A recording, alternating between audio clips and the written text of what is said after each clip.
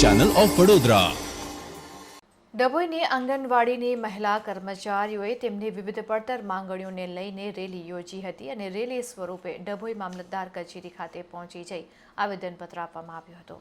Rally દરમિયાન મામલતદારને વિવિધ માંગણીઓ સાથેનું આવેદનપત્ર આપી પ્રાંત ઓફિસરની કચેરી ખાતે આંગણવાડી બહેનો દ્વારા સુપ્રીમ કોર્ટના ચુકાદામાં થયેલ સૂચન તથા નામદાર ગુજરાત હાઈકોર્ટના જસ્ટિસ નિખિલ એસ કારિયલ સાહેબના ચુકાદાનો અમલ કરવા તથા આંગણવાડી વર્કર હેલ્પરને વર્ગ 3 અને વર્ગ 4ના નોકરિયાતોને ચૂકવાતું લઘુત્તમ વેતન ચૂકવવાનો નિર્ણય કરવા અમલ કરવા તાકીદે અમલ તથા નિર્ણય કરવા વિનંતી કરતું આવેદનપત્ર આપવામાં આવ્યું હતું। આ સાથે કોર્ટ દ્વારા કરવામાં આવેલા નિર્ણય અંગેની કોપી પણ આપવામાં આવી હતી।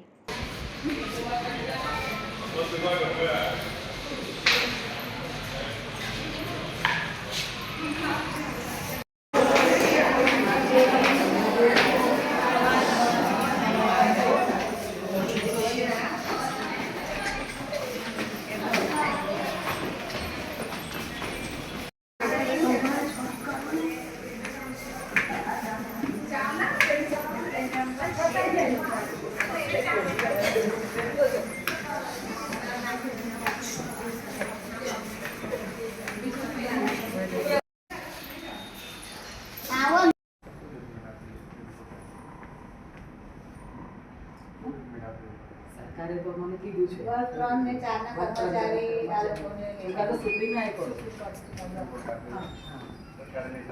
સંગઠન ડભોઈ તાલુકાની પ્રમુખ વસીબેન બોલું છું। આજ રોજ અમે આવેદનપત્ર આપવા આવ્યા હતા કલેક્ટર ઓફિસમાં કે જ્યારે સિવિલ કોર્ટ હાઈકોર્ટે અમારો ચુકાદો આપી દીધો છે કે આંગણવાડી વર્કર હેલ્પરને વર્ગ 3-4ના કર્મચારી ગણવામાં આવે। એના માટે અમે સરકારને અપીલ કરવાની છે કે હવે આ ચુકાદો હાઈકોર્ટે તો આપી દીધો છે, હવે સરકારને અમારે કહેવું છે કે તમે આ ચુકાદો જલ્દી એનો 6 મહિનાની અંદર એનું રિઝલ્ટ અમને લાવીને આપી દે। એટલા માટે અમે આવેદનપત્ર આપવા માટે આજે આવેલ છે।